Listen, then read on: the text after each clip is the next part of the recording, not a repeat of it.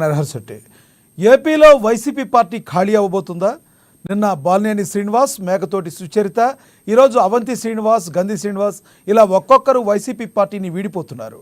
కూటమి పిలుస్తుంది రా కదలిరా అనుకుంటున్నారో ఏమో కానీ మాజీ మంత్రులు, ఎమ్మెల్యేలు, వైసీపీ నేతలు జగన్మోహన్ రెడ్డికి హ్యాండ్ ఇస్తున్నారు. జనవరి నెల నుంచి జనంలోకి వెళ్లాలనుకుంటున్న జగన్మోహన్ రెడ్డికి వైసీపీ నేతలు షాకుల మీద షాకులు ఇస్తున్నారు. ఇదిలా ఉంటే కూటమి ప్రభుత్వం ఏర్పడిన 6 మాసాల ప్రోగ్రెస్ రిపోర్ట్ను సీఎం చంద్రబాబు విడుదల చేశారు. రాష్ట్ర ప్రజల బలమైన కోరికతో ఆవిర్భవించిన ప్రజాప్రభుత్వ పాలనలో 6 నెలలు గడిచిందని, నిర్బంధంలో, సంక్షోభంలో, అభద్రతలో గడిపిన 5 ఏళ్ల కాలాన్ని ఒక పీడకలలా భావించి తమ అభివృద్ధి కోసం, తమ పిల్లల భవిష్యత్తు కోసం ఎన్నో ఆశలతో కూటమి ప్రభుత్వాన్ని ప్రజలు ఎన్నుకున్నారన్నారు. బాధ్యతలు చేపట్టిన తొలి క్షణం నుంచి ప్రజల ఆశలను, ఆకాంక్షలను తీర్చేందుకు నేను, నా మంత్రివర్గ సహచరులు కృషి చేస్తున్నామని, ఈ 6 నెలల్లో గాడి తప్పిన వ్యవస్థలన్నింటినీ సరిదిద్దామని, వెంటిలేటర్పై ఉన్న రాష్ట్రాన్ని ఆక్సిజన్ ఇచ్చి నిలబెట్టామని చెప్పారు చంద్రబాబు. సంక్షేమ పథకాలు, అభివృద్ధి కార్యక్రమాలు, సుపరిపాలనతో, వేగవంతమైన నిర్ణయాలతో ప్రజల నమ్మకాన్ని నిలబెట్టామని, రాష్ట్రమే ఫస్ట్, ప్రజలే ఫైనల్ అనే నినాదంతో ప్రతి క్షణం ప్రజలకు మంచి చేసేందుకు పనిచేస్తున్నామని, చేయాల్సింది ఎంతో ఉందని బాధ్యతను గుర్తెరిగి ప్రణాళికతో ముందుకు వెళుతున్నామని, మీ ఆశీస్సులు భాగస్వామ్యంతో స్వర్ణాంధ్ర 2047 విజన్తో ఆంధ్రప్రదేశ్ను నెంబర్ 1గా నిలబెడతామని ట్వీట్ చేశారు. ఇంతకీ వైసీపీ పార్టీ నుండి ఇంకెంతమంది జంపు కానున్నారు? కూటమి ప్రభుత్వం ప్రజల ఆకాంక్షలకు అనుగుణంగా పనిచేస్తుందా? ఇదే అంశం గురించి ఈరోజు చర్చను కొనసాగిద్దాం. చర్చలో పాల్గొనేందుకు మనతో సిద్ధంగా ఉన్నారు టీడీపీ అధికార ప్రతినిధి విఎస్ఆర్ చౌదరి గారు, మనతో జూమ్ కాల్లో అందుబాటులో ఉన్నారు. అదేవిధంగా వేల్పూరి శ్రీనివాస్ గారు, రాజకీయ విశ్లేషకులు స్టూడియోలో అందుబాటులో ఉన్నారు. జనసేన నేత, వీర మహిళ శుంకర కృష్ణవేణి గారు మనతో జూమ్ కాల్లో అందుబాటులో ఉన్నారు. అదేవిధంగా వైసీపీ అధికార ప్రతినిధి రేగడి లక్ష్మణరావు గారు మనతో జూమ్ కాల్లో అందుబాటులో ఉన్నారు. ముందుగా మనం టీడీపీ అధికార ప్రతినిధి విఎస్ఆర్ చౌదరి గారితో మాట్లాడదాం. విఎస్ఆర్ చౌదరి గారు, నమస్తే అండి.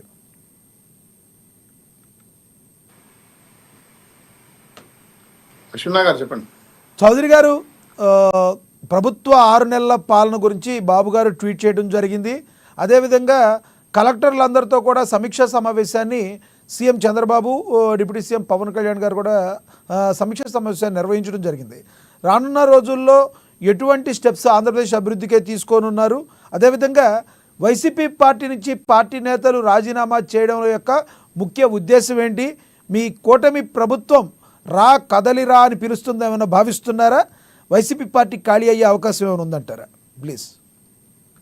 లక్ష్మణ్ గారు, మొదట మీకు, అమ్మ న్యూస్ వీక్షకులకి, అనలిస్టు వేల్పూర్ శ్రీనివాస్ గారికి, అలాగే జనసేన నేత సుజాత గారికి, కృష్ణవేణి గారికి, అలాగే మన వైఎస్ఆర్సీపీ నేత లక్ష్మణరావు గారికి శుభ సాయంత్రం. ఈరోజు ఆంధ్ర రాష్ట్రంలో ఎన్డీఏ కూటమి ఆవిర్భవించి దాదాపు 6 నెలలు పూర్తవుతా ఉంది. వాయువేగంతో పనులు జరుగుతున్నాయి. ప్రజలు బ్రహ్మాండంగా బ్రహ్మరథం పడుతున్నారు. రాష్ట్రంలో అభివృద్ధి, సంక్షేమం 2 కళ్ళుగా దూచుకెళ్తున్నాయి. ఇవి చూస్తున్న ప్రజలందరూ కూడా ఆనందంగా ఉన్నారు.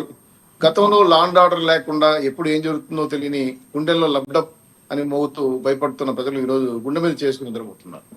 అనేక అంశాలపైన, అమరావతి కావచ్చు, పోలవరం కావచ్చు, వైజాగ్ జోన్ కావచ్చు, సంక్షేమ కార్యక్రమాలు కావచ్చు, విశాఖపట్నం నుంచి చిత్తూరు జిల్లా వరకు గుంతల రోడ్డుతో సహా ఆగవేగంగా పనులు జరుగుతుంటే, ఇంకో పక్క ప్రతిపక్షము అని చెప్పుకుంటున్నటువంటి వైఎస్ఆర్సీపీ పార్టీ అడ్రస్లు గల్లంతవుతుంది. కారణం ఏంటి? ఈ ప్రభుత్వంలో ఉన్న 5 ఏళ్లలో వాళ్ళు చేసిన విధ్వంస పరిపాలన ఒకటైతే, రాజకీయ పార్టీ నిర్మాణం అనేది వైఎస్ఆర్సీపీ లేదు. అది సోనియా గాంధీకి వెన్నుపోటు పొడిచి కాంగ్రెస్ పార్టీ నుంచి, తల్లి కాంగ్రెస్ నుంచి పిల్ల కాంగ్రెస్గా చీల్చుకున్నాడు. ఇది రాజశేఖర రెడ్డి గారి యొక్క పరిపాలన చూసి, ఆయన లెగసీ చూసి, ఓహో ఇది బ్రహ్మాండంగా పనిచేస్తాడేమో జగన్మోహన్ రెడ్డి గారు కూడా అని ఒక ఛాన్స్ అని ఇచ్చారు. వాళ్ళంతా కాల్చుకున్నారు. ఈరోజు పార్టీలో సీనియర్లు లేదు, జూనియర్లు లేదు, కార్యకర్తలు లేరు. కనీసం పిలిచి మాట్లాడేవాడు కూడా లేడు. నా కటౌటే గెలుస్తుంది, నా బొమ్మే గెలిపిస్తుంది, నేను చెప్పింది వేదం, నేను గీసింది గెర్రా, వై నాట్ 175 అని చెప్పిన జగన్మోహన్ రెడ్డి గారు మరి 11 కిందకు దిగిపోయే తెలియదు. ప్రతిపక్ష హోదా కోల్పోయారు. పార్టీ కార్యకర్తలు కానీ, పార్టీ నాయకులు కానీ, మాజీ మంత్రులు కానీ, మాజీ ఎమ్మెల్యేలు కానీ. చౌదరి గారు, రాజకీయాల్లో బళ్ళు వాళ్ళవుతాయి, వాళ్ళు బళ్ళవుతాయి అనేది మీకు కూడా తెలుసు, పెద్దవారు తెలవంది కాదు. ఇంకొకటి 2019లో టీడీపీ పార్టీ అడ్రస్ గల్లయంత స్థాయి వచ్చింది, 23 సీట్లు పరిమితం చేసిన పరిస్థితి. మరి ఈ రోజున 11 వచ్చిన జగన్మోహన్ రెడ్డి గారు తర్వాత మళ్ళీ పుంజుకోరని గ్యారంటీ లేదు కదా. మంచి మాట చెప్పారు. ప్రజలు విశ్వసిస్తారు, కార్యకర్తలు పార్టీ నిలబెడతారు జెండాలు మోసి. కానీ నేను ముట్టిగా మా రాయలసీమలో ఉన్న సామెత ఒకటి చెప్తాను, కట్లు కాలిస్తే బొగ్గులు వస్తాయి కానీ బొచ్చు కాలిస్తే బొగ్గు రాగలదు.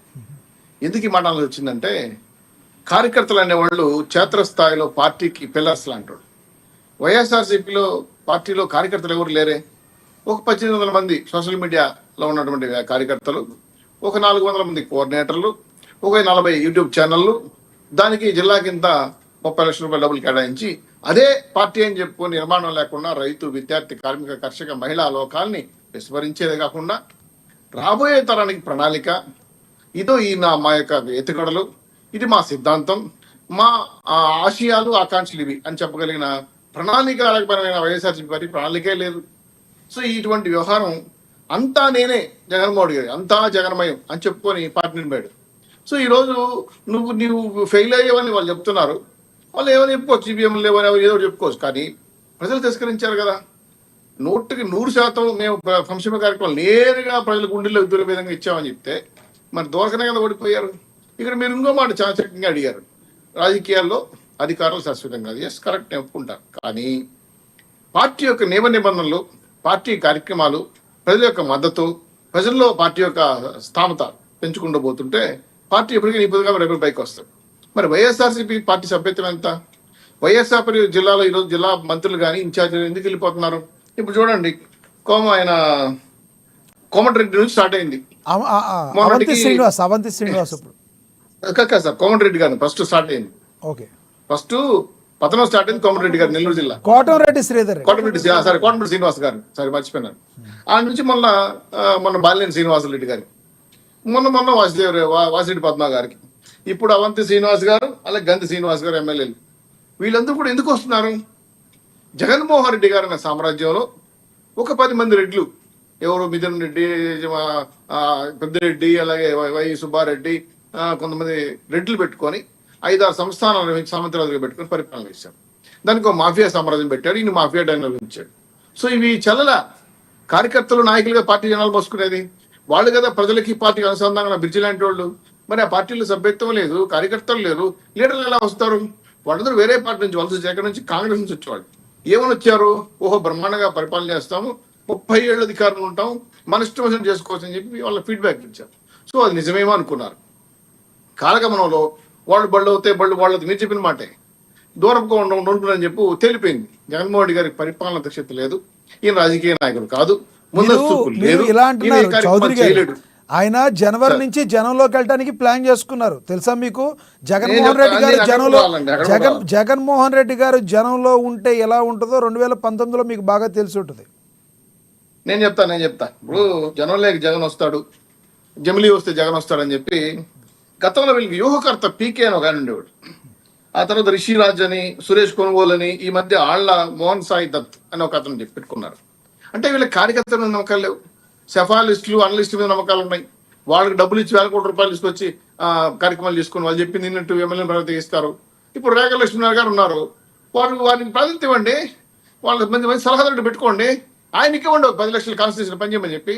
ఆయనకి వీళ్ళు జనాలు పోయండి, దెబ్బలు తినండి, కేసులు పెట్టుకోండి. సరే, అది వాళ్ళ రాజకీయం ఉండే విషయం. అయితే రాష్ట్ర వ్యాప్తంగా పార్టీ నిర్మాణం ఎలా ఉంటుంది సార్? కింద నుంచి శాఖోపశాఖలుగా వార్డు శాఖ, అలాగే పంచాయతీ శాఖ, మున్సిపల్ శాఖ, పట్టణ శాఖ, జిల్లా శాఖ, పై స్థాయిలో ఉంటాయి. అవి జగన్మోహన్ తెలియదండి. ఆయన ఒక 10 మంది రెడ్డి పెట్టుకుంటారు. ఇందాక మీరు ఒక మాట అన్నారు చౌదరి గారు, మీరు ఇందాక ఒక మాట అన్నారు, కొంతమంది రోడ్డు వేసేసిన తర్వాత అక్కడికి వచ్చి నిర్మించుకుంటూ ఉంటే అన్ని శాఖలు ఏర్పరచుకోవాల్సిన అవసరం ఉండదు. ఇప్పుడు ఫర్ ఎగ్జాంపుల్ జనసేన పార్టీ ఉంది, అన్నీ ఆయనే వేసుకోవాలి, ఇప్పటి వరకు వాళ్ళకి శాఖలు అన్నీ సంబంధించి లేవు. కానీ మీకు అలా కాదు కదా. ఎన్టీ రామారావు గారు పూలబాట వేసిన తర్వాత దాని మీద వచ్చిన చంద్రబాబు నాయుడు గారు ఈజీగా నిర్మించుకుంటూ వచ్చారు. అది కదా వైసీపీ వాళ్ళు అనేది, కాదంటారా మీరు? మంచి మాట చెప్పారు సార్. ఇల్లు కట్టడం చాలా ఈజీ, కానీ కాపాడుకోవడం చాలా కష్టం. ఆ ఇంట్లో ఎవరైనా దూరేస్తారు. అంటే చెమ్మలు పుట్టే చోట పాములు చేరతాయని సాగుతుంది కదా. తెలుగుదేశం అనే పార్టీ నిర్మించడం చంద్రబాబు నాయుడు గారు ముందు రామారావు గారు కష్టపడి అనిపించారు. వాళ్ళ వాస్తవికతగా రామారావు గారి బదులు బాబు గారు వచ్చారు. ఇప్పుడు జగన్మోహన్ రెడ్డి గారు ఎక్కడ పార్టీ నిర్మించలేదే. పార్టీ జెండా వేరే పార్టీ శివకుమార్ రెడ్డి అని ఆయన దగ్గర నుంచి లాక్కున్నాడు, లేదా కొనుక్కున్నాడు. పేరు అంతేనా, రెండు లేదా ఒకటి ఉంటుంది. ఆయన ఇప్పుడు జాతీయ పార్టీ అని చెప్పుకుంటున్నాడు. ఇప్పుడు శివకుమార్ ఆలోచించిన పార్టీ వైఎస్ఆర్సీపీ యువత యువత యువత రైతుల పార్టీ అని ఉంది, యువత రైతుల కార్మికుల పార్టీ అని. ఆ పార్టీని పెట్టుకున్నాడు. దానికి జాతీయ గౌరవాధ్యక్షులు విజయమని పెట్టారు. మధ్యలో తూచి నాకు అవసరం లేదు పక్క వెళ్ళిపోయి తీసేశారు. చెల్లెలేమో కష్టపడి బ్రహ్మాండంగా అభివృద్ధి చేసి సీఎం చేసింది. అది నాకు వద్దు తూచి పక్కన పగింది. ఆమె వేరే పార్టీకి వెళ్ళి ఆంధ్ర రాష్ట్ర శాఖలో ఉంది. ఇట్లా చెల్లెళ్ళు కుటుంబ సభ్యులు లేరు, పార్టీ లీడర్లు లేరు, కార్యకర్తలు లేరు, పార్టీ నాయకులు లేరు. ఇప్పుడు చూడండి ఇంతమంది వలస వెళ్ళిపోతుంటే, వాసిరెడ్డి పద్మ లాంటి వాళ్ళు వెళ్ళిపోతుంటే ఎందుకు వెళ్ళిపోతున్నారు? కూర్చొని మాట్లాడదాం రండి, సమీక్ష చేసుకుందాం రండి. మనం ఓటింగ్ శాతం కింద భారీగా పడిపోవడానికి ఏంది? వైనాట్ 175 ఏమైంది? 98.9% శాసన కార్యక్రమాలు ఎందుకు పనిచేయడం లేదు? ఇవి సమీక్ష చేసుకుంటే రాజకీయ విజ్ఞత, పరిపక్వత, లాభ నష్టాలు తెలుస్తాయి. ఇవేవి లేకుండా నేనే రాజు నేనే మంత్రి అని చెప్పి డిక్టేటర్ పరిపాలన చేస్తే పార్టీలు ఎలా ఉంటాయి? 2029 ఈ వైఎస్ఆర్సీపీ పార్టీ జెండా ఆ పార్టీ ఆఫీసులు ఇప్పుడే మూసేశారండి. అన్ని జిల్లాలు మూసేసి హోటల్గా రెస్టారెంట్లు పెట్టుకున్నారు. సో భవిష్యత్తులో కనుమరుగయ్యే పార్టీల్లో వైఎస్ఆర్సీపీ పార్టీ ఉంటుందనే విషయం మాకు స్పష్టంగా తెలుస్తా ఉంది. ఉన్నంత తెలివైన నాయకులు సగబెట్టుకుని వారి పరిపాలనలో ఏవే ఎక్కడ ప్లేస్ ఉన్నా అక్కడ రిలీజ్ అయిపోతున్నారు. కాబట్టి దీపం ఉండగానే సగబెట్టుకున్నారు మిగతా నాయకులు. అది జరిగింది. రైట్. కాలమతిలాగా దీపం ముందు జాగ్రత్త తీసుకుంటున్నారు అంటారు మీరు. కాలమతి మందమతి ఉన్నాయి కదా సామెతే. రైట్. మళ్ళీ వస్తాం మీ దగ్గరికి. మనతోటి వైసీపీ అధికార ప్రతినిధి రేగడి లక్ష్మణరావు గారు ఉన్నారు, ఆయనతో మాట్లాడదాం. లక్ష్మణరావు గారు నమస్తే అండి.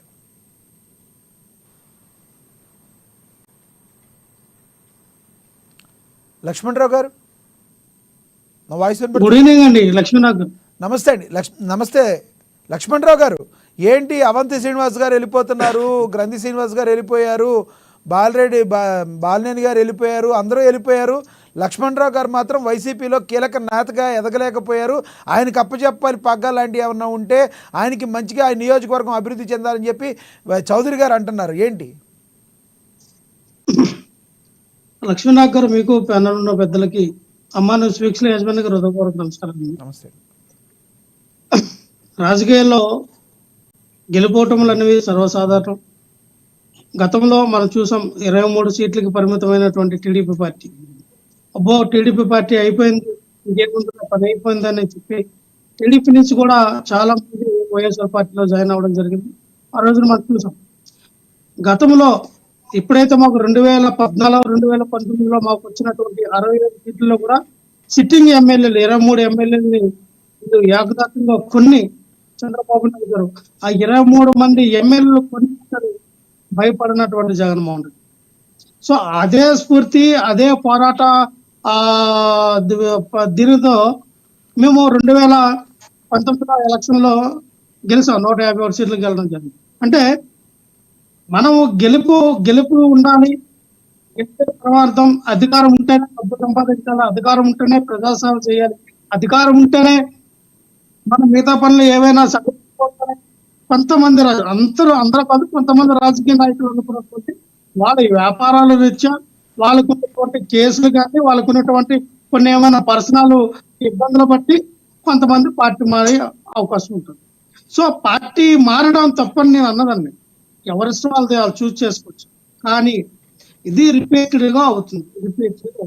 సో దీనికి ఏ పార్టీ వాడైనా, అది వైఎస్ఆర్ పార్టీ అయినా, టీడీపీ అయినా, జనసేన ఎవరైనా, బీజేపీ అయినా దీనికి ఫుల్ స్టాప్ కట్టారు. ఎందుకంటే 2009లో అవంతి శ్రీనివాసరావు గారు పిఆర్పి పార్టీ తరఫున మరి ఎమ్మెల్యేగా పోటీ చేశారు.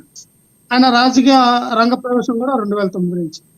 సో అక్కడి నుంచి మొదలెట్టినటువంటి అవంతి శ్రీనివాసరావు ఆయన మళ్ళీ టీడీపీలోకి వెళ్ళారు. టీడీపీ నుంచి మళ్ళీ వైఎస్ఆర్ పార్టీలోకి వచ్చారు. వైఎస్ఆర్ పార్టీ నుంచి మళ్ళీ ఇప్పుడు ఆయన జనసేనలోకి వెళ్తారని ఊహగానే వాళ్ళు. ఆయన జనసేనలోకి వెళ్తారా, టీడీపీలోకి వెళ్తారా అని ఆయన వ్యక్తిగత విషయం, ఆయన ఒపీనియన్. సో మిగతాది మీరు అన్నారు, కోటమిరెడ్డి శ్రీధర్ రెడ్డి నుంచి మొదలైంది. ఈరోజు చూస్తే బాలినేని శ్రీనివాసరెడ్డి, గద్ది శ్రీనివాసు, తర్వాత మిగతా చాలా మంది కూడా. అయితే ఒక చిన్న ప్రశ్న కాదు, మీరు అందరు చెప్పిన నేతలందరూ ఓకే, కానీ బాలినేని శ్రీనివాసుని మిస్ చేసుకోవడం మీ వైసీపీ పార్టీకి బిగ్గెస్ట్ మైనస్ అంటే మీరు కాదంటారా? అంటే ఇక్కడ వ్యక్తిని బట్టి వాళ్ళ విలువలు అన్న నేనైతే ఉంటాయని నేనైతే భావించట్లేదండి. బాలినేని శ్రీనివాసరెడ్డికి జగన్మోహన్ రెడ్డి చాలా ప్రాధాన్యత ఇచ్చారండి. బాలినేని బాలినేని శ్రీనివాస్ రెడ్డి గారికి గారికి జగన్మోహన్ రెడ్డి గారు ఏం మోపిదేవి ప్రాధాన్యత వెంకటరమణ ఇచ్చారో ఒకటి, బాలినేని శ్రీనివాస్ రెడ్డి గారికి జగన్మోహన్ రెడ్డి గారు ఏం ప్రాధాన్యత ఇచ్చారో తెలియదు, కానీ కాంగ్రెస్ పార్టీలో తన పదవిని వదిలేసుకుని కేవలం రాజశేఖర రెడ్డి గారి మీద ఉన్న అభిమానంతో గౌరవంతో నాకేమీ వద్దు జగన్ గారే నేను ఉంటానని వెళ్ళిన వ్యక్తి బాలినేని శ్రీనివాస్ గారు. అలాంటి వ్యక్తిని కష్టం కలిగించి పోగొట్టుకున్నారంటే మరి దాని గురించి మీరు పునరాలోచించుకోవాలి కదా ఒకసారి. అంటే ఇక్కడ ఏమీ లేదు సార్. ఇప్పుడు ఈ రోజున లక్ష్మీనాథ్ గారు మోపిదేవి వెంకటరమణ అవనియండి, బాలినేని శ్రీనివాస్ రెడ్డి అవనియండి, వీళ్ళందరూ కూడా జగన్మోహన్ రెడ్డి గారు వాళ్ళకి ప్రాధాన్యతగా ఎక్కువ ప్రాధాన్యత ఇచ్చారు. వాళ్ళకు ఉన్నటువంటి పర్సనల్ ఏవైతే ఉన్నాయో మరి వాళ్ళకి వ్యాపారం రీత్యా అవ్వచ్చు, వాళ్ళకు ఉన్నటువంటి కొన్ని ఇబ్బందులు స్థానికంగా వాళ్ళ రాజకీయ నాయకులుగా ఉన్నారు కాబట్టి ఇప్పుడు టీడీపీ కూటమి అధికారంలోకి వచ్చింది కాబట్టి వాళ్ళకి స్థానికంగా ఏమైనా ఇబ్బందులు కలిగించేస్తారేమో, ఆ ఫర్దర్గా మనం ముందుకి వెళ్ళడానికి ఏమైనా అనేక కేసుల్లో మనకి పెట్టి మనల్ని ఇబ్బంది పెడతారేమో అని కొంతమంది ఆలోచించవచ్చు. సో ఈ రోజున బాలినేని శ్రీనివాస్ రెడ్డి లాంటి వ్యక్తిని కూడా అంటే మైనస్ అంటే నేను పెద్ద మైనస్ ఏమో అన్నగానే అటువంటి నాయకుల్ని బాలినేని శ్రీనివాస్ రెడ్డి లాంటి నాయకుల్ని, మోపిదేవి వెంకటరమణ లాంటి నాయకులు అవనియండి, ఈ రోజున అటువంటి నాయకుల్ని జగన్మోహన్ రెడ్డి గారు తయారు చేయగలరు. ఈ రోజున ఆయన ఏమన్నారంటే నాయకుడు అన్న వ్యక్తి ప్రజల నుంచి రావాలి, ఉద్యమాల నుంచి రావాలి, ప్రజల్లో పడతాడు నాయకుడు. అంతేగాని ఒక నలుగురు 5 10 మంది గెలుపుతున్నంత మాత్రాన వైఎస్ఆర్ పార్టీ లక్ష్మణరావు గారు ఒక్కసారి మనం ఇంకా బలంగా ముందుకెళ్తామని. లక్ష్మణరావు గారు మనం ఒక్కసారి కెమెరా ముందు నిర్భయంగా మాట్లాడుకుందాం. జగన్మోహన్ రెడ్డి గారు ఎంతమంది నాయకులను తయారు చేశారు సార్? అందరూ కూడా కాంగ్రెస్ నుంచో టీడీపీ నుంచో లేదంటే ఎక్కడి నుంచో వేరే దగ్గర నుంచి వచ్చినాడు, కానీ జగన్మోహన్ రెడ్డి గారే పాలు పోసి పెంచి నాయకులుగా తీర్చిదిద్దిన వాళ్ళు ఎవరన్నా వేళ్ల మీద 10 మంది పేర్లు చెప్పగలరా మీరు? ఎందుకు లేరండి? నందిగం సురేష్ ఎవరండి? నందిగం సురేష్ ఎవరైనా? ఇంకా నందిగం సురేష్ ఎంపీ చేసింది ఎవరు?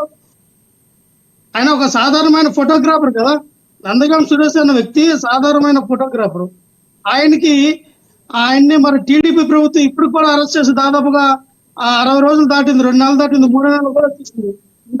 బెయిల్ కూడా రానకుండా ఆయన ఒక దళితుడు, ఒక మాదిగ సామాజిక చెందిన వ్యక్తి ఆయన్ని హింసిస్తూ ఉన్నారంటే అర్థమవుతుంది ఏ రేంజ్లో చంద్రబాబు నాయుడు గారు నందిగం సురేష్ మీద పగబట్టారు అనేది. ఇదేంటి గతంలో అమరావతి భూముల విషయంలో నందిగం సురేష్ ని మీరు బలవంతంగా జగన్మోహన్ రెడ్డి గారి పేరు చెప్పండి అని పాయింట్ లో తుపాకీ పెట్టి బెదిరించిన ఆయన చెప్పలేదు. ఎందుకు చెప్పలేదు? అయితే జగన్మోహన్ రెడ్డి గారికి సంబంధం లేదు, ఎవరో చేసుకుంటే నన్ను జగన్మోహన్ రెడ్డి గారికి మీరు ఆ సంబంధం కలుపుతారేటని ఆ రోజున ఏవైతే మరి ఆ మిగతా వాళ్ళు కలిసారో అన్నిటికీ బాధ్యులుగా ఆ రోజు కూడా హింసించడం జరిగింది. సో నేను ఒకటి చెప్తున్నావు అండి, జగన్మోహన్ రెడ్డి గారు సాధారణమైనటువంటి ఎంపీటీసీని, సాధారణమైనటువంటి జడ్పీటీసీ కేటగిరీని, సాధారణమైనటువంటి ఒక ట్రక్ డ్రైవర్ కూడా జగన్మోహన్ రెడ్డి గారు ఎమ్మెల్యే ఎంపీ టికెట్ ఇచ్చారంటే టీడీపీలో జనసేన పార్టీలో ఎంతమందికి ఇచ్చారు చెప్పమనండి. ఈ రోజున నేను చెప్తా వినండి, ఆ లక్ష్మీనాథ్ గారు ఈ రోజున ఎగ్జాంపుల్కి వస్తే రైల్వే కోడూరు ఉంది, అది ఎస్సీ సామాజిక వర్గం. పాపం 2 తెలుగు రాష్ట్రాలకి ఒక టిఎస్ఎస్ అంటే టిసిఎస్ కి 2 తెలుగు రాష్ట్రాలకి ఈ గవర్నెన్స్ హెడ్ అయిన యనమల భాస్కర్ అనే వ్యక్తి, ఆ వ్యక్తికి రాజకీయాలకు సంబంధం లేదు. ఎప్పుడు మనకి ఈ సాఫ్ట్వేర్ రంగంలో ప్రాజెక్టులకి మన తెలుగు రాష్ట్రాలకి ఎట్టుకున్నటువంటి వ్యక్తిని అప్పటికప్పుడు పార్టీలోకి పిలిచి ఆయనకి టికెట్ అనౌన్స్మెంట్ చేసి బీఫామ్ ఇచ్చి లాస్ట్ మినిట్ లో ఎవరైతే రూపానంద రెడ్డి ఉన్నాడో ఆ రూపానంద రెడ్డి ఇంట్లో పనిచేస్తున్నటువంటి అరవ శ్రీధర్ అన్న వ్యక్తిని తీసుకొచ్చి ఆయనకి ఎమ్మెల్యే టికెట్ ఇచ్చారు పవన్ కళ్యాణ్ గారు. దానికి అర్థం ఏంటంటే అదే రూపానంద రెడ్డి గారు ఒక ప్రముఖ టీవీ ఛానల్ ఇంటర్వ్యూస్ ఏమన్నారంటే, నేను చంద్రబాబు నాయుడు గారి దగ్గరికి వెళ్ళాను, నాకు ఆయన ఇచ్చిన మాట ఏంటంటే, రూపానంద రెడ్డి నువ్వు ఎవరైనా సరే అయితే జనసేన పార్టీ వాళ్ళు టికెట్ అడుగుతూ ఉన్నారు, ఒకవేళ జనసేన పార్టీకి ఇచ్చినా నీ మనసులో పెట్టుకో, మీ పార్టీ గురించి ఆలోచించండి అని నాకు మాట ఇచ్చారు కాబట్టి మీరు ఆపోజిట్ పార్టీ గురించి ఆలోచిస్తున్నారు. లక్ష్మణరావు గారు మీ పార్టీలో వెళ్ళిపోతున్నారు మహాప్రభు అంటే ఆ పార్టీ వాళ్ళకి సీట్లు ఇచ్చారని మీరు బాధపడుతున్నారు. మీ పార్టీ గురించి చూడండి. ఎందుకంటే మీ పాయింట్ వస్తాను ఎందుకంటే ఇలాగా టికెట్లు అమ్ముకున్నారు, అలాగే అక్కడ టికెట్లు అదే రూపానంద రెడ్డి ఏమన్నాడు, 175 నియోజకవర్గాల్లో అవినీతి జరగని నియోజకవర్గం ఏదైనా ఉందంటే అది రైల్వే కోడూరు అన్నాడు. దానికి అర్థం ఏంటంటే ఈ రోజున డిప్యూటీ సీఎం ఉన్న నియోజకవర్గం ఆ అవినీతి జరిగినట్టే కదా, చంద్రబాబు నాయుడు గారి నియోజకవర్గంలో అవినీతి జరిగినట్టే కదా. అంటే చూడండి ఆయన ఏ రకంగా మాట్లాడారంటే వాళ్ళందరి దాంట్లో అవినీతి జరుగుతుంది, మా రైల్వే కోడూరు అవినీతి జరగదు, చాలా క్లీన్ గా ఉందని ఆయన అన్నారంటే లక్ష్మణరావు గారు, టీడీపీ వాళ్ళు దానికి పెడతారు మీరు. కలిసిన పార్టీలో సమాధానం చెప్పాలి. అంటే లక్ష్మీనాథ్ అన్ని టికెట్లు మీరు అమ్ముకున్నారు, మీరు ఎంతమంది నాయకులు తయారు చేశారు? జనసేన పార్టీ పవన్ కళ్యాణ్ గారు ఎవరు అమ్ముకున్నారు సార్ ఎంతమంది టికెట్లు? నాయకులు తయారు చేశారు చూపించండి. కాదు, టికెట్లు అమ్ముకున్నారని పార్టీని మీరు ఒక విమర్శ చేశారు. 10 మీ దగ్గర ఏమైనా ఆధారాలు ఉన్నాయా? పార్టీలో ఉన్నటువంటి నాలాంటి వ్యక్తులు ఎంతమంది పార్టీలు ఉన్నారు? జనసేన పార్టీలో 10 సంవత్సరాలు జెండా పెట్టినప్పటి నుంచి ఉన్నారే. పిఆర్పి పార్టీ నుంచి కూడా మెగా ఫ్యామిలీకి బద్దులుగా పార్టీకి పనిచేసిన వ్యక్తులు ఉన్నారే. ఎంతమందికి నామినేటెడ్ పోస్టులు వేశారు? ఎంతమందిని నాయకులుగా తయారు చేశారు? ఎంతమందిని రాష్ట్ర అధికార ప్రతినిధులుగా చేశారు? 2019 ఎంతమందికి లక్ష్మణరావు గారు, ఎమ్మెల్యే ఎంపీ టికెట్లు ఇచ్చారు? లక్ష్మణరావు గారు, అమ్ముకున్నారు కదా. లక్ష్మణరావు ఇచ్చిన గారు, టికెట్లన్నీ కూడా 2019 టీడీపీ నుంచి దాదాపుగా వచ్చినటువంటి చెత్త Yes, yes. డంపింగ్ అందరూ కూడా మీ లక్ష్మణరావు గారు. ఎమ్మెల్యేలు ఎంపీ టికెట్లు పవన్ కళ్యాణ్ గారు 20 కోట్లు 30 కోట్లు 40 కోట్లకి అమ్ముకున్నారు కదా. దానికి సమాధానం చెప్పాలి. 2019లో 132 సీట్లలో సగానికి పైగా యువకుల్ని ఇచ్చి ప్రోత్సహించిన వ్యక్తి పవన్ కళ్యాణ్ గారు కాదంటారా మీరు? ప్రతిసారి అదే విధంగా ఇవ్వాలంటే 2019లో రాజకీయ పార్టీలు నిలబడాలి మీరు కదా, వినాలా? తర్వాత ఇస్తారేమో సార్, 2029లో. పవన్ కళ్యాణ్ గారు 2019లో టికెట్లు ఇచ్చారంటే ఆ రోజున బీజేపీ సిపిఎస్ సిపిఎం బీజేపీ కాదు బిఎస్పి సిపిఎస్ సిపిఎం వీళ్ళందరితో కూడా పవన్ కళ్యాణ్ గారు పొత్తు పెట్టుకున్నప్పుడు పొత్తుల పరంగా కొంతమంది బిఎస్పికి టికెట్లే కొంతమంది అభ్యర్థులు దొరకలేదు, సిపిఎస్ సిపిఎం కొంతమంది అభ్యర్థులు దొరకలేదు. ఎవరికి ఇవ్వాలి టికెట్లు? మిగిలిపోయిన టికెట్లు ఎవరికి ఇవ్వాలి? 1% మనం పోటీ చేయాలి కాబట్టి ఆ రోజున టికెట్లు పవన్ ఇస్తే కళ్యాణ్ గారు ఇట్లా అంటున్నారు. ఎవరికి టికెట్ వచ్చిన రోజున ఇవ్వకపోతే అవకాశం ఎందుకు కల్పించారు. ఇవ్వలేదంటారు? మరి ఆ బాగుంది రోజు సార్ మీ ఇచ్చారని చెప్పారా? argument. ఈ Yes, రోజు yes. 2024 ఎలక్షన్ లో ఇదే పవన్ కళ్యాణ్ గారు Right. ఎందుకు అవకాశం ఇవ్వాల? Right. పోతుల వెంకట మహేష్ లాంటి వ్యక్తిని విజయవాడ వెస్ట్ లో ఆయన టికెట్ ని ఇక్కడ problem 50 మీలో కోట్లకి ఉంది. మన సుష్మా చౌదరికి మీరు అమ్ముకోవాలా? మీరు మాట్లాడే ఎందుకు విధానంలో ప్రాబ్లం ఉంది ఎందుకు సార్. చెప్తున్నారు? ఎందుకు అవంతి గారు వెళ్ళిపోతున్నారు, ఎందుకు గ్రంథి శ్రీనివాస్ గారు వెళ్ళిపోతున్నారు అని మాట్లాడితే జనసేన పార్టీలో వాళ్ళకి టికెట్లు ఇందులో ఇవ్వలేదని మాట్లాడుతున్నారు. మీరు మీకు అర్థమవుతుందా మీరు ఏమైనా మాట్లాడుతున్నారు లక్ష్మణరావు గారు? సార్ లక్ష్మీనాథ్ గారు నేను అంటే ఇందాక సోదరి గారు ఒక విషయం అన్నారు, వైఎస్ఆర్ పార్టీలో పార్టీ నిర్మాణం లేదని. పార్టీ నిర్మాణం లేకుండానే మాకు ఈ 15 సంవత్సరాలు మేము పార్టీ నడపమా? పార్టీ నిర్మాణం లేకుండా 1,50,00,000 ఓట్లు పడినాయా? పార్టీ నిర్మాణం లేకుండా స్థానిక ఎలక్షన్ లో ఎంపీటీసీలు జడ్పీటీసీలు ప్రెసిడెంట్లు అన్ని కూడా అన్ని ఎననామస్ గా మేమే గెలిచామే. మీ టీడీపీ నాయకులకి ఎక్కడ బలం లేదే? మీ టీడీపీ 40 సంవత్సరాల రాజకీయ అనుభవం ఉంటే పార్టీకి కనీసం ఒక్కసారైనా మీరు సింగిల్ గా పోటీ చేసే దమ్ము ధైర్యం ఉందా? మేము వెళ్ళాం కదా పార్టీ పెట్టినప్పటి నుంచి ఇప్పుడు కూడా, రేపు కూడా మేము సింగిల్ గానే వెళ్తాం, రమ్మని చెప్పండి. రైట్ లక్ష్మణరావు గారు, మళ్ళీ వస్తాం మీ దగ్గరికి. మనతోటి జనసేన నేత వేరు మహిళ సుంకర కృష్ణవేణి గారు ఉన్నారు, ఆవిడతో మాట్లాడదాం. కృష్ణవేణి గారు నమస్తే అండి.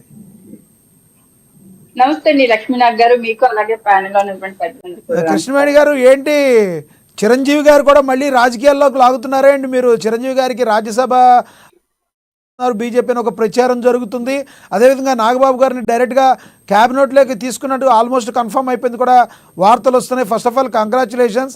నెక్స్ట్ ఏంటి, మీ నాగబాబు గారికి వీర విధేయురాలుగా మీకు మంచి గుర్తింపు ఉంది, మరి మీకు కూడా ఏదన్నా పోస్ట్ రాబోతుందా? అది మా అధినేత పవన్ కళ్యాణ్ గారు ఏం చెప్తే అదే చేస్తా వహించి ఇప్పటి వరకు పనిచేస్తామండి. ఆయన ఏది ఇస్తే అదే తీసుకుంటాం తప్ప పలానా పోస్ట్ కావాలని కూడా నేను అప్లికేషన్ పెట్టలేదండి పవన్ కళ్యాణ్ గారికి. ఎందుకంటే నేను ఏది సామర్థ్యంగా నేను వర్క్ చేయగలను అన్నది మా ఎక్కడికక్కడ క్వార్టరీలు ఎక్కడికక్కడ క్వార్టరీలు ఉంటాయి కదా ఏ పార్టీలోనైనా. మీరు నాగబాబు గారు క్వార్టరీలో కృష్ణవేణి గారు ఎక్కువ ఉంటారు కదా. నాగబాబు గారు ఒక మంచి స్టేజ్లోకి వెళ్తే కృష్ణవేణి గారు కూడా ఆటోమేటిక్ వెనకాలే ఉంటారు కదా, దాని గురించి చెప్తున్నా. సార్ లక్ష్మీనాథ్ గారు, ఇక్కడ మీకు ఒక విషయం చెప్పాలండి. మంచిగా చెడైనా ఏదైనా సరే కానీ నాగబాబు గారు మాకు ఎప్పుడు కూడా పెద్దన్నతో సమానం అండి. ఇవాళని కాదండి, పార్టీ అంటే మీ అందరికి తెలియంది ఏంటంటే కోవిడ్ ద్వారంపూడి చంద్రశేఖర్ రెడ్డి లాంటి వ్యక్తి మా మీద దాడి చేసే ముందు నుంచి కూడా ఎప్పుడు నాగబాబు గారు ఆడబిడ్డకి ఏ కష్టమైనా సరే కానీ ఇంటర్నల్ గా వాళ్ళ పిఎల్ కానీ వీళ్ళందరూ టచ్ లో ఉంటారు. మాకు ఏ కష్టం వచ్చినా సరే కానీ అండగా నిలబడేది. మేము పవన్ కళ్యాణ్ గారికి డైలీ మీ కాంటాక్ట్ లో ఉండలేము, కానీ నాగబాబు గారు అయితే మాత్రం ఎప్పుడు కూడా మేము ఏ కష్టంలో ఉన్నా సరే కానీ వెంటనే స్పందించి మాకు ధైర్యం చెప్పేటువంటి వ్యక్తి నాగబాబు గారండి. ఈ రోజు ఆయన రాజ్యసభకి వెళ్తారని చూసాము, కానీ ఇవాళ మంత్రివర్గంలో తీసుకోవడం కూడా చాలా సంతోషంగా ఉందండి. కంగ్రాచులేషన్ నాగబాబు అన్న, మీరు మరింత ఉన్నతమైనటువంటి పదవులు పొందాలని మనస్ఫూర్తిగా కోరుకుంటూ, ఇంకొకటి ఏంటంటే సార్, చాలా త్యాగాలు చేశారండి నాగబాబు గారు. అంటే పవన్ కళ్యాణ్ గారు ఎన్ని అవమానాలు ఫేస్ చేశారో, ఇంటర్నల్ గా నాగబాబు సార్ కూడా అన్నే అవమానాలు ఫేస్ చేసినటువంటి వ్యక్తి. చాలా ఆయన కొన్నిసార్లు పాపం కాళ్ళు సహకరించకుండా ఉండి కూడా కాళ్ళు నొప్పులు వచ్చేస్తుంటాయండి. అయినా సరే కానీ అలా నిలబడి ఎంత సహనంతో ఓర్పుతో ఎలక్షన్ చేశారన్నది కూడా అంతే కదండి. కష్టే ఫలే అంటారు, కష్టే ఫలే అంటారు. ఏంటి ఇంతకీ అవంతి శ్రీనివాస్ గారు వీళ్ళందరూ కూడా వైసీపీ నేతలు అందరూ రాజీనామా చేస్తున్నారు. ఏంటి కూటమి ప్రభుత్వంలోకి మీరు జనసేన పార్టీలోకి ఆహ్వానిస్తున్నారా? గ్రంథి శ్రీనివాస్ గారు పవన్ కళ్యాణ్ గారి మీద గెలిచారు, ఆయన కూడా మీ జనసేనలోకి వస్తారా ఏంటి? సార్, ఒక మనిషిని ఎప్పుడు ఒకేలా ఉండరు, మార్పు కోరుకుని వస్తే కనుక ఖచ్చితంగా మేము కూడా స్వాగతిస్తామండి. మా అధినేత స్వాగతిస్తారా లేదా, గేట్లు తీస్తారా లేదనేది మా అధినేత నిర్ణయం. మా అధినేత ఏ నిర్ణయం తీసుకుంటే ఆ నిర్ణయాన్ని కట్టుబడైతే మాత్రం మేము ఖచ్చితంగా పనిచేస్తాము. వాళ్ళందరినీ కూడా కలుపుకుని వెళ్తాము. ఎందుకంటే మాది కొత్తగా అవతరించినటువంటి పార్టీ అంటే అలా కాదు కృష్ణవేణి గారు, పవన్ కళ్యాణ్ గారు ఎవరైతే సరైనోళ్ళు కాదనో మాట్లాడారో, ఇప్పుడు గ్రంథి శ్రీనివాస్ గారి విషయంలో చాలా రూమర్స్ ఉన్నాయి. గ్రంథి శ్రీనివాస్ గారిని విషయంలో డైరెక్ట్ పవన్ కళ్యాణ్ గారే వ్యతిరేకించారు. మరి అలాంటి పవన్ కళ్యాణ్ గారు గ్రంథి శ్రీనివాస్ గారిని ఆహ్వానిస్తారని మీరు భావిస్తున్నారా? లక్ష్మీనాథ్ గారు రాజకీయాల్లో మీకు తెలియదే ఉందండి. శాశ్వతమైనటువంటి మిత్రులు కానీ శత్రువులు కానీ ఉండరు. ఇక్కడ మాట్లాడుతున్నటువంటి సోదరులు లక్ష్మణరావు గారు మాట్లాడుతున్నారు, మా పార్టీలో 10 ఏళ్ళు పనిచేశాను అనేసి. అంటే పవన్ కళ్యాణ్ గారు 2019లో ఎలాంటి ప్రయోగం చేశారు అంటే, కూరగాయలు అమ్ముకునేటువంటి వ్యక్తులకు కూడా సీట్లు ఇచ్చారండి. పంచకర్ల సందీప్ లాంటి వ్యక్తులకు కూడా సీట్లు ఇచ్చారు. ఒక స్టూడెంట్ వర్గం నుంచి వచ్చినటువంటి వ్యక్తి పంచకర్ల సందీప్ గారు. అంటే మహిళలకు కావచ్చు, వీళ్ళందరికి కూడా ఆ రోజు సీట్లు ఇచ్చారు పవన్ కళ్యాణ్ గారు. ఇచ్చిన తర్వాత చాలా మంది గెలవకపోవడం, అంటే మా అధినేతను కూడా గెలిపించుకోలేనటువంటి ఒక స్ట్రక్చర్ కానీ ఒక నిర్మాణం కానీ పూర్తిగా లేకపోవడం ఆ రోజు వైఫల్యం చెందడం జరిగింది. అలాగే ఒక నిత్య శ్రామికుల్లాగా మా అధినేత పవన్ కళ్యాణ్ గారు పనిచేశారు. అలాగే మేము కూడా పనిచేస్తాం. ఇవాళ కూటమి పొత్తులో ఈ రోజు 100% స్ట్రైక్ రేట్ తో ఈ రోజు ఘన విజయాన్ని అందుకున్నాం. పోటీ చేసినటువంటి ప్రతి చోట కూడా విజయాన్ని అందుకున్నాం. అంటే జగడి లక్ష్మణరావు గారు చెప్తూ ఉన్నారు, అమ్ముకున్నారు సీట్లు, అమ్మేసుకున్నారు సీట్లు అని మాట్లాడుతూ ఉన్నారు. అది తప్పండి. ఎందుకంటే మీరు ఇదే పార్టీలో పనిచేశారు కాబట్టి మీకు కూడా తెలుసు, మనం ఏ పార్టీలో పనిచేసినా మన ఆత్మసాక్షిని మనం ప్రశ్నించుకోవాలి. మన అధినేత పవన్ కళ్యాణ్ గారు సీట్లు అమ్ముకునేటువంటి వ్యక్తి అయితే ఇవాళ సినిమాలు ఎందుకు చేస్తున్నారండి? ఎముకలు ఎరగొట్టుకుని పార్టీని నడిపించడం కోసం, వాళ్ళకి జీతాలు ఇవ్వడం కోసం నెలలో 4 రోజులు ఖాళీ దొరికితే చాలు ఇంకో సినిమా ఒప్పుకొని చేసి అది పార్టీ ఖర్చు పెడదాం అనుకునేటువంటి వ్యక్తిత్వం ఉన్నటువంటి అధినేత పవన్ కళ్యాణ్ గారు. ఇలాంటి 50 కోట్లు 100 కోట్లు తీసుకుంటే ఆయన దుమ్ము నెరగొట్టుకొని ఒళ్ళు హోనం చేసుకుని సినిమాల్లో నటించాల్సినంత అవసరం ఉందండి. ఉప ముఖ్యమంత్రిగా ఆయన చేతుల్లో ఎంతో డబ్బు వచ్చి పడుతుంది ఈ రోజు. అందులో ఒక్క రూపాయి కూడా తీసుకోకుండా ఆయన అవినీతి సొమ్ము నాకు వద్దు, నా బిడ్డలకు కూడా పెట్టినటువంటి వ్యక్తిత్వం ఉన్నటువంటి పవన్ కళ్యాణ్ గారి మీద మీరు ఎలా మాట్లాడతారు? ఒకసారి మీరు ఆత్మ విమర్శ చేసుకోండి. మీ గురించి నేను మాట్లాడట్లేదు. మా జనసేన పార్టీలో అత్యున్నతమైనటువంటి పదవులు పొంది ఇక్కడ ఫేమ్ తెచ్చుకొని ఎలక్షన్ ముందు కూటమిని విచ్ఛిన్నం చేయాలి, కూటమిని నాశనం చేయాలని వాళ్ళ వ్యక్తిగత స్వార్థంతో అమ్ముడుపోయినటువంటి వ్యక్తులు, వైసీపీకి అమ్ముడుపోయినటువంటి వ్యక్తులు కూడా చాలా మంది ఉన్నారు సార్. వాళ్ళు వైసీపీలో మా గురించి నీతులు మాట్లాడుతూ ఉన్నారు. నేను ఏం చెప్తాను సార్, ప్రజలకు తెలుసు పవన్ కళ్యాణ్ గారి వ్యక్తిత్వం ఏంటన్నది, పవన్ కళ్యాణ్ గారు ఒక ఉదాసీనత ఏమిటన్నది ప్రజలకు తెలుసు. కూటమి ప్రభుత్వంలో ఉన్నటువంటి ఇరు పార్టీ నేతలకు కూడా తెలుసు. కాబట్టి పవన్ కళ్యాణ్ గారు ఏ నిర్ణయం తీసుకున్నా సరే కానీ చంద్రబాబు నాయుడు గారు కూడా ఇద్దరు కూడా కలిసి ఒకే నిర్ణయంగా ముందుకెళ్తూ ఉన్నారు. ప్రజలకి ఇవాళ మంచి జరుగుతుంది సార్. ఇసుక గురించి ఒక సామాన్యుడికి ఎక్కడ అన్యాయం జరగకూడదు, సగటు సామాన్యుడు ఎక్కడ చెప్పుకుంటాడు అని అధికారులని నిలదీసేటువంటి ప్రభుత్వం ఎక్కడన్నా ఉందా సార్? మంత్రుల్ని కూడా కంట్రోల్ చేసినటువంటి ప్రభుత్వం ఎక్కడన్నా ఉందా? అది మా కూటమి ప్రభుత్వంలో మాత్రమే సాధ్యం అవుతుంది. అది ప్రజలు కూడా నమ్ముతూ ఉన్నారు. ఎస్ మళ్ళీ వస్తా మీ దగ్గరికి. మనతోటి రాజకీయ విశ్లేషకులు వేల్పూరి శ్రీనివాస్ గారు ఉన్నారు స్టూడియోలో, ఆయనతో మాట్లాడదాం. శ్రీనివాస్ గారు నమస్తే అండి. నమస్తే. శ్రీనివాస్ గారు, ఆంధ్రప్రదేశ్ రాజకీయాలు ఎన్నికలు అయిపోయినా ఎప్పుడు కూడా హాట్గానే ఉంటాయి. కొన్ని రోజుల్లో జమిలీ ఎన్నికలని జగన్మోహన్ రెడ్డి గారు మళ్ళీ జనంలోకి వెళ్ళడానికి రెడీ అవుతుంటే, మరోపక్క వైసీపీ ఖాళీ అవుతున్న పరిస్థితి ఏ కోణంలో చూడాలంటారు? లక్ష్మీనాథ్ గారు, మీకు అదేవిధంగా ప్యానల్లో ఉన్నటువంటి కృష్ణవేణి గారు, మిత్రులు ఇద్దరు కూడా నమస్కారాలు తెలియజేస్తున్నాను. అయితే ఇవాళ ఆంధ్రప్రదేశ్ రాజకీయాలు ఎప్పుడు కూడా వేడిగా ఉంటాయి అనడానికి మనం గత 20 సంవత్సరాలను చూసాము. అంటే అధికారమే పరమావధిగా, అధికారం కోసమే మనం పోరాటం అనేటువంటి పరిస్థితి వచ్చినప్పుడు ఈ సమస్యలు వచ్చినాయి. ఇవాళ మనం చూసుకుంటే ఇవాళ ఆంధ్రప్రదేశ్లో మీరు ఇందాక చెప్పినట్టుగా అవంతి శ్రీనివాస్ గారు కానీ, గంధి శ్రీనివాస్ గారు కానీ, వీళ్ళందరూ ఎందుకు పార్టీలు మారుతున్నారు అని అంటే, ఫస్ట్ వాళ్ళ యొక్క రాజకీయ భవిష్యత్తు ఇవాళ శూన్యంలో ఉంది అనేటువంటి పరిస్థితి ఒకటి, నెంబర్ 1. నెంబర్ 2, జగన్మోహన్ రెడ్డి గారి నాయకత్వంలో ఈ పార్టీకి భవిష్యత్తు లేదు అనేటువంటిది ఒక స్పష్టమైనటువంటిది ఒక విజన్లో వాళ్ళకి కనపడుతుంది. అంటే దానికి ఎందుకు చెప్తున్నాను నేను, మరి ఇటీవల ఈ 6 monthsలో మనం చూస్తే దగ్గరగా ఈ భూ కబ్జాలు ఇవన్నీ కూడా కంప్లైంట్స్ 1,00,000 కంప్లైంట్స్ వచ్చినాయి ఇవాళ. ఇక మీకు కాకినాడ పోర్టు కబ్జా అయితే ఇక మనం చెప్పాల్సిన పని లేదు. అంటే ఎలాంటి ఇష్యూస్తో పార్టీలో ఎవరిని ఎప్పుడు అరెస్ట్ చేస్తారు, ఎవరు ఎప్పుడు జైలుకి వెళ్తారో తెలియని పరిస్థితుల్లో మనం కూడా ఈ రాజకీయ పార్టీలో ఉంటే మనకి రాజకీయ భవిష్యత్తు ఉండదని చెప్పేసి వాళ్ళు బయటకు వచ్చారు. వీళ్ళే కాదు, అధికారంలో ఉన్నప్పుడు కూడా మన కోటంరెడ్డి శ్రీధర్ రెడ్డి గారు కానివ్వండి, అదేవిధంగా ఆయన చంద్రశేఖర్ రెడ్డి గారు, మేకపాటి చంద్రశేఖర్ రెడ్డి గారు, తర్వాత ఆనవరం రామనారాయణ రెడ్డి ఎమ్మెల్యేలుగా కూడానే వాళ్ళు జగన్మోహన్ రెడ్డి గారితో డిఫరెంట్ ఆ రోజు అధికారంలో ఉండే బయటకు వచ్చారు.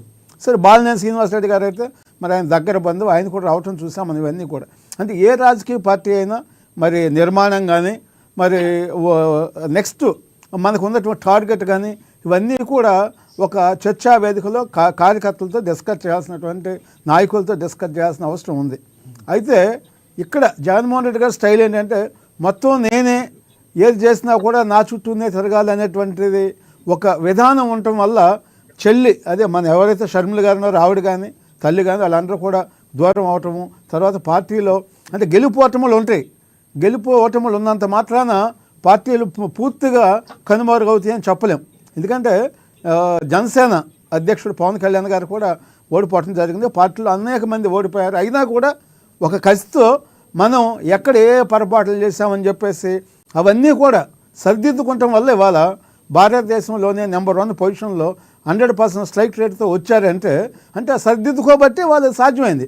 ఇక్కడ జగన్మోహన్ రెడ్డి గారి దగ్గర ఏమవుతుందంటే, కేవలం ఒంటెద్దు పోవటం వల్ల, ఎవరిని పట్టించుకోకపోవటం వల్ల పార్టీ మళ్ళీ బిల్డప్ అవ్వటం కష్టము అనేటువంటిది ఒక క్లారిటీ ఉండటం వల్ల నాయకులు వెళ్తున్నారు.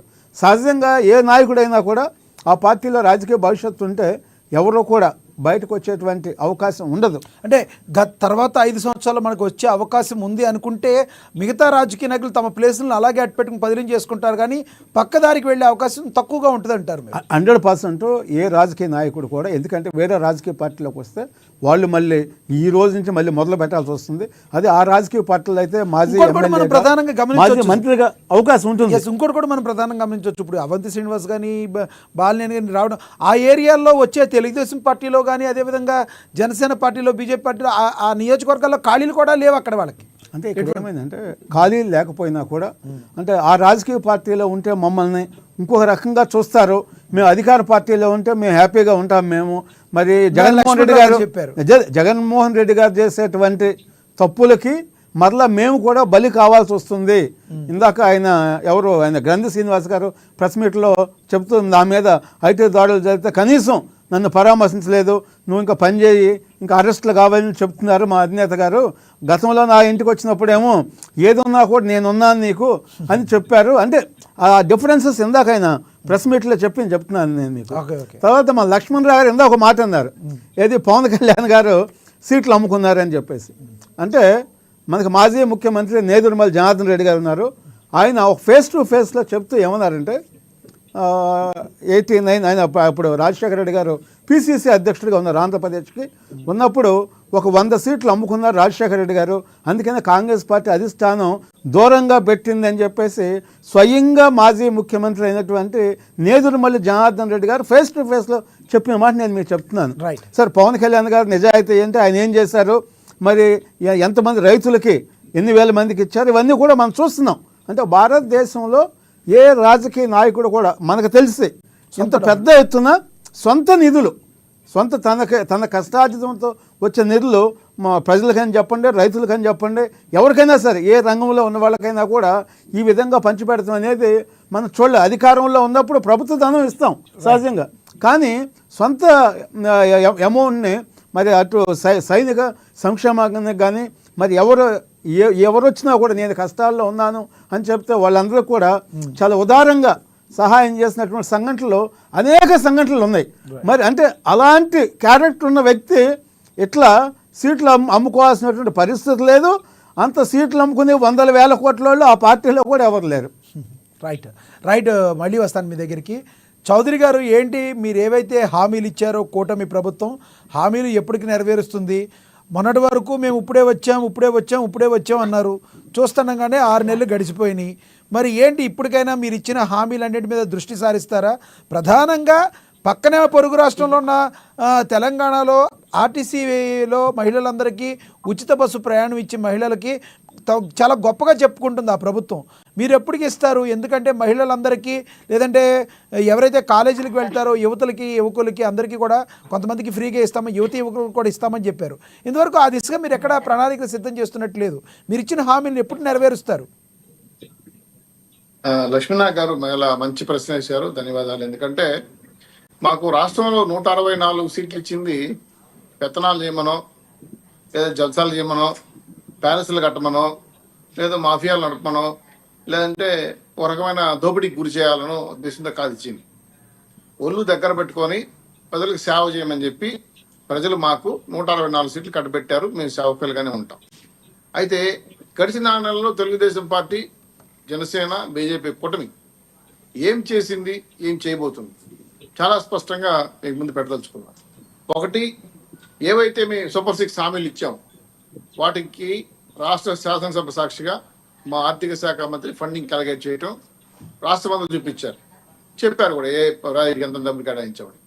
అయితే ఏవైతే మేము మా ముందు పెద్ద టాస్కులుగా ఉన్న అమరావతి కావచ్చు, పోలవరం కావచ్చు, అమరావతికి దాదాపు 15,000 కోట్ల రూపాయలు ఖర్చు పెట్టి పనులు వేగవంతంగా పరిగెడుతున్నాయి. మీరు మీ కెమెరామెన్స్ కూడా కనుక్కోవచ్చు. పోలవరం 12,000 కోట్ల రూపాయలతో వర్కౌట్ స్టార్ట్ అయిపోయింది. టెండర్లు ఇష్యూ చేశారు.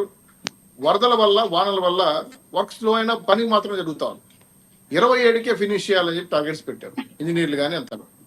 అలాగే రైల్వే జోన్ 51 ఎకరాలు ఇవ్వకుండా పోవడం వల్ల ఆంధ్ర రాష్ట్రాన్ని వైజాగ్ జోన్ రాకపోయే కొద్దికి వచ్చి ఫస్ట్ ముందు ఆ పని చేసి జోన్కి కావాల్సిన ఏర్పాట్లను చేసి 11 అంతస్తుల బిల్డింగ్ జోన్ ఆఫీస్కి డిజైనింగ్ అయిపోయి వర్క్ కూడా స్టార్ట్ అయిపోయింది. అలాగే విశాఖ స్టీల్ ప్రైవేటీకరణ ఆపేశారు. సాక్షాత్తు స్టీల్ మంత్రి గారు వచ్చి ప్రకటించారు. అలాగే రాష్ట్రంలో గుంతల రోడ్లు ఏవైనా ఉన్నాయో అవన్నీ సంక్రాంతికి పూర్తి చేయాలని ఆగమేఘాల మీద ఫండింగ్ రిలీజ్ చేసి గుంతలన్నీ కూడా సంక్రాంతికి మీలాగా హేమవాళ్ళని బుగ్గల్లాగా నున్నగా తయారు చేస్తాం. మీరు చూసుకోవచ్చు కెమెరాలు తీసుకొని. అలాగే ఏదైతే రాష్ట్రంలో గంజాయి కేంద్రంగా ఉన్న, రాష్ట్రం చెడపేరుస్తున్న గంజాయి అనగదొక్కేయకుండా డ్రోన్ వ్యవస్థలు పెట్టుకొని ఈగల్ అనే ఒక పోలీస్ వ్యవస్థ ఏర్పాటు చేసి పూర్తిగా రామరూపాలు లేకుండా మానిపిస్తున్నాం. ఈ గంజాయి పంటని విధ్వంసం చేస్తున్నాం. అలాగే టాటా గ్రూప్స్ నుంచి 64,000 కోట్ల రూపాయలు పెట్టుబడులు వచ్చి వర్క్ మన వైజాగ్లో, అమరావతి ఫ్లాట్స్ కూడా కేటాయించి వర్క్ జరుగుతాం. రిలయన్స్ సంస్థ ఏవైతే వెళ్ళిపోయినాయో, రిలయన్స్ డిజిటల్ కానీ, రిలయన్స్ జియో కానీ, ఇవన్నీ మళ్ళీ తిరిగి మన కంపెనీ వస్తున్నాయి మన ఆంధ్ర రాష్ట్రానికి. అదని ఆల్రెడీ కొన్ని కంపెనీలు స్టార్ట్ చేశారు, మళ్ళీ కొత్తగా కూడా చేస్తున్నారు. మాకు ఈ 6 నెలల్లో 1,40,000 కోట్ల రూపాయలు పెట్టుబడులు వచ్చాయి. మొదట చెత్త పని ఎత్తేసాం. అర్చకులకు 10,000 రూపాయలు జీతాలు పెంచాం. నాయక్ బ్రాహ్మణ్కి 25,000 రూపాయలు ఇస్తాం. అలాగే రాష్ట్రంలో ధూపదీప నైవేద్యాలకి 5,000 నుంచి 10,000 పెంచాం. వేద పాఠశాల విద్యార్థులు మీరు చెప్పారు కదా, వేద పాఠశాల విద్యార్థులకి నిరుద్యోగ వృత్తికి 3,000 రూపాయలు ఇస్తాం. చేనేత సంస్థలకి పనిచేస్తున్న చేనేత కార్మికులకి GST తీసేస్తాం. కేంద్రం వేస్తే కూడా రాష్ట్రం భరిస్తుందని చెప్పి సో చేనేత కార్మికులకు కొరటని ఇచ్చాం. చేనేత నిర్మాణం ఉన్న 50,000 ఇళ్ళకి అదనంగా లోన్ ఇస్తున్నాం. అంటే ప్రభుత్వం పండించిన డబ్బులతో పాటు చేనేత కార్మికులకి 50,000 అదనంగా లోన్ కోసం ఇస్తున్నాం ఇల్లు నిర్మాణానికి. అలాగే ఓరిగల్ ఇందిరా పార్క్ పెట్టిన ఇంపార్టెంట్ పెద్దగా కనిపిస్తున్నవి మెయిన్ ఆర్టీసీ మహిళలకి ఉచితంగా ఇస్తామన్నారు. 1 minute చెప్పేస్తున్నా.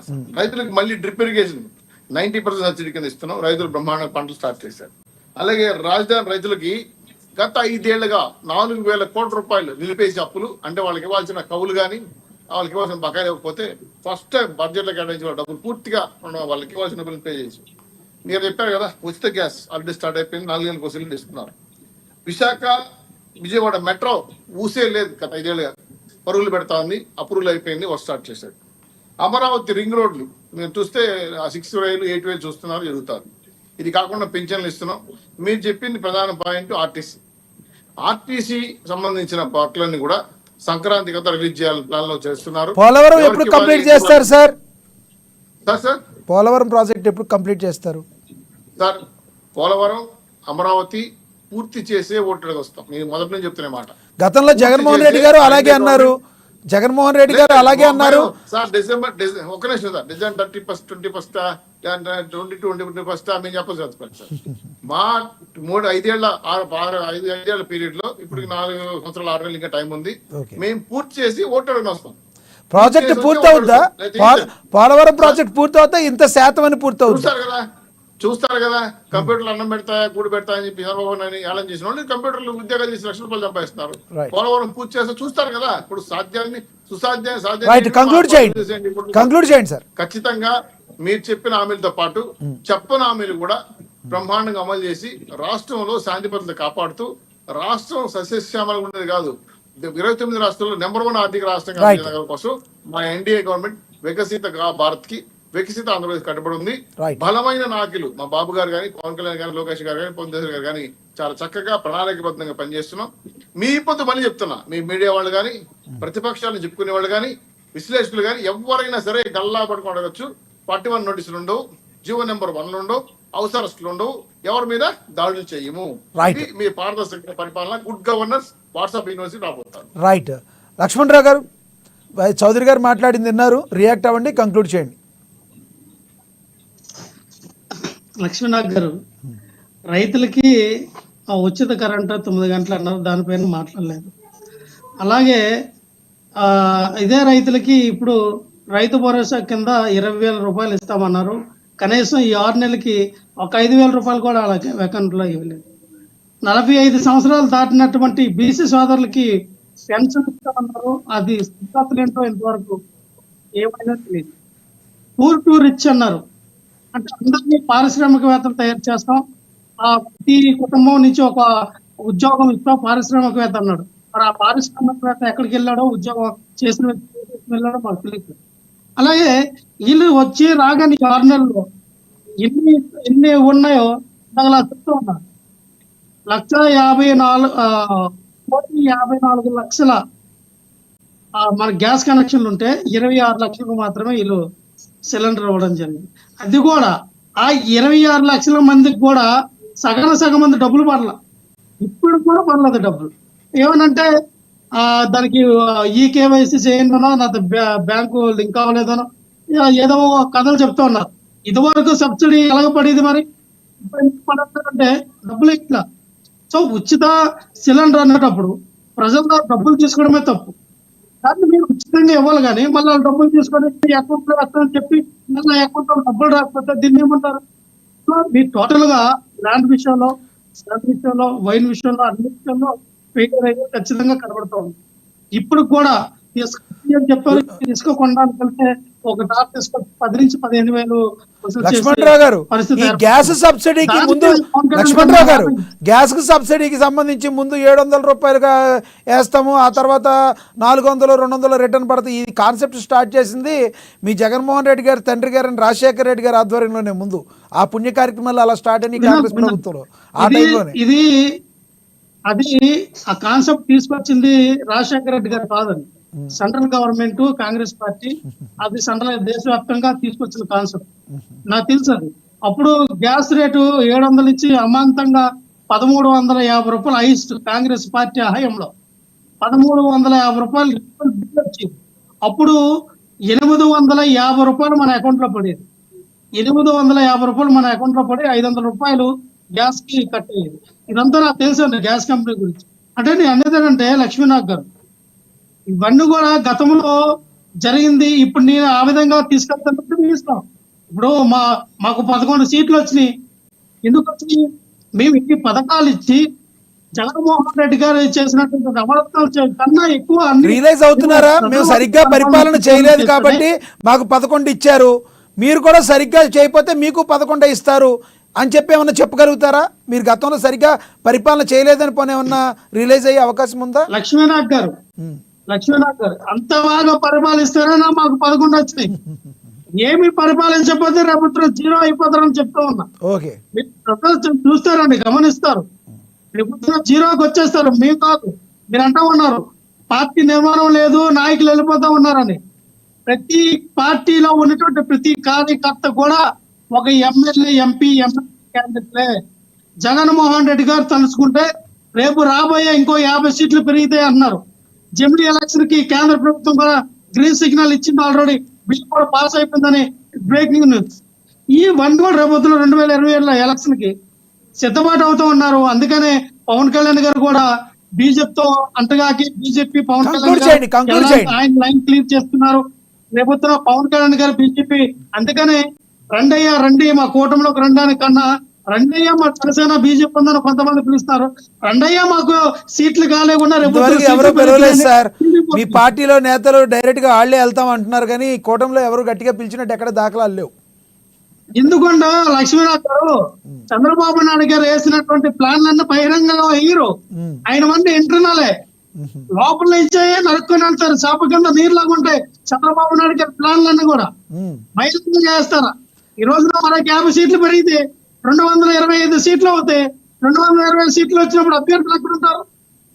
ఎక్కడి నుంచి తీసుకురావాలని వాళ్ళ ప్రణాళికలు వేసుకున్నారు. ఎందుకంటే వాళ్ళకు కూడా చంద్రబాబు నాయుడు గారు కూడా క్లియర్ ఇండికేషన్ వచ్చింది కేంద్రం నుంచి, మనం జంప్కి వెళ్ళిపోతున్నాం, రెడీగా ఉండదని. రైట్ కంక్లూడ్ చేయండి సార్, సమయం తక్కువ ఉంది. లక్ష్మణ్ రావు కంక్లూడ్ చేయండి ప్లీజ్. చెప్పండి, ఏదో అడుగుతున్నా కంక్లూడ్ చేయండి. వాళ్ళ టాపిక్ మీద సమయం తక్కువ ఉంది, 30 seconds ప్లీజ్.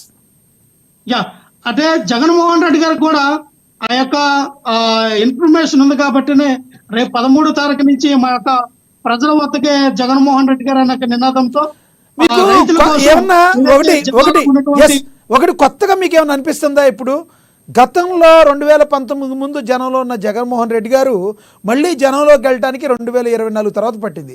మధ్యలో ఉన్న 5 ఏళ్లలో జనం దగ్గరికి ఎందుకు వెళ్ళలేదండి జగన్మోహన్ రెడ్డి గారు? అంటే ఏం చెప్తారు? సీఎం అయితే జనంలోకి వెళ్ళడం కుదరదా సార్? 5 సంవత్సరాలుగా జగన్మోహన్ రెడ్డి గారు సీఎం గా ఉన్నారు. ఆయన ఉన్నటువంటి ఆయన కార్యక్రమాలు, ఆయన బిజీ తత్వంలో చాలా వరకు కలుసుకుని వెళ్ళారు. రైతులకి ఎక్కడికి చాలా మంది కలిశారు. ఇప్పుడు చంద్రబాబు నాయుడు గారు పవన్ కళ్యాణ్ గారు జనంలోకి వస్తూ ఉన్నారా? లేదు కదా. సో నేను అదే చెప్తున్నా, మేము రేపు 13వ తారీఖు నుంచి ప్రారంభమైనటువంటి ఈ ప్రజల వద్దకే జగన్మోహన్ రెడ్డి గారి నినాదం ఏదైతే ఉందో 27వ తారీఖున కూడా మళ్ళీ కరెంటు ఛార్జీల పైన మీరు తీసుకున్న నిర్ణయం, అలాగే మరి వారానికి ఒకటో నెలకి 4-5 ప్రోగ్రామ్స్ జగన్మోహన్ రెడ్డి గారు దాన్ని ముందుకు తీసుకెళ్లాలి. పార్టీని, నాయకులు, కార్యకర్తలందరూ కూడా సమన్వయపరిచి రేపు రాబోయే ఎలక్షన్ కి సిద్ధంగా ఉండండి మరి జగన్మోహన్ రెడ్డి గారు ఆదేశాలు ఇవ్వడం జరిగింది. ఆ రకంగానే గ్రౌండ్ లెవెల్లో కూడా అందరూ పనిచేస్తూ ఉన్నారు.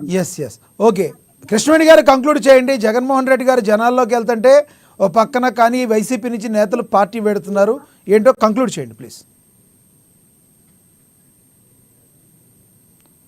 అధినేత ఏకపక్ష నిర్ణయాలండి, అంటే పరిపాలనలో ఉన్నప్పుడు కూడా ఏకపక్ష నిర్ణయాలే తప్ప పూర్తి స్థాయిలో ఎక్కడా కూడా ఎమ్మెల్యేలకు అవకాశం ఇవ్వలేదు, మంత్రులకు పూర్తి స్థాయిలో అవకాశం ఇవ్వలేదు. ఆయన చుట్టూరు ఏదైతే వ్యక్తులను పెట్టుకున్నారో, ఆయన సమాజ వర్గానికి సంబంధించినటువంటి కొంతమంది వ్యక్తులు ఎవరైతే పెట్టారో ఆ వ్యక్తులు ఏమి శాసిస్తే అది మాత్రమే తప్ప గెలిచినటువంటి ఎమ్మెల్యే కూడా డైరెక్ట్ గా జగన్మోహన్ రెడ్డి గారిని కలిసేటువంటి పరిస్థితి గత ప్రభుత్వంలో లేదండి. ఇవాళ పార్టీని వీడు వెళ్ళిపోతున్నారు అంటే జనసేన పిలుస్తుందనో, టీడీపీ పిలుస్తుందనో, బీజేపీ పిలుస్తుందనో కాదండి. కానీ అక్కడ ఇమ్మడలేక, అక్కడ తట్టుకుని నిలబడలేక, అక్కడ గడ్డబోర్ను పట్టుకుని నిలబడలేక చాలా మంది నాయకులు, ప్రజల్లోంచి పుట్టినటువంటి వ్యక్తులు, అలా అవంతి శ్రీనివాస్ గారు చూసుకోవచ్చు.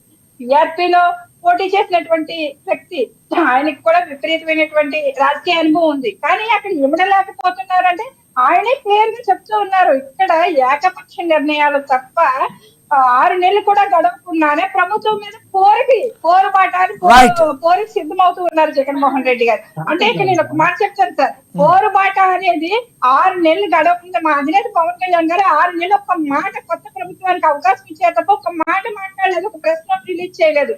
కానీ జగన్మోహన్ రెడ్డి గారు ఆ మరుసటి రోజు నుంచే మొదలు పెట్టారు. ప్రజలందరూ కూడా గమనిస్తున్నారు. Right. వాళ్ళ నాయకులను తప్ప కూటమి ప్రభుత్వం మీద బుర్ర చేయకూడదు సార్. ఇంకోటి ఏంటంటే జగన్మోహన్ రెడ్డి గారు పోరుబాట పట్టినా పాదయాత్ర చేసినా ప్రజలు నమ్మేటువంటి పరిస్థితి లేదు. ఆల్రెడీ ప్రతిపక్ష నాయకుడిగా వైఫల్యం చెందాడు. అధికారం ఇచ్చి సీఎం చేస్తే అక్కడ కూడా వైఫల్యం చెందినటువంటి వ్యక్తిని మరొకసారి ప్రజలైతే మాత్రం ఈసారి 11 ఇచ్చారు తప్ప నెక్స్ట్ టైం అయితే మాత్రం సో అందుకనే మీ నేతలందరూ వైసీపీ పార్టీని వీడియో వెళ్ళిపోతున్నారు అంటారు మీరు, అంతే కదా?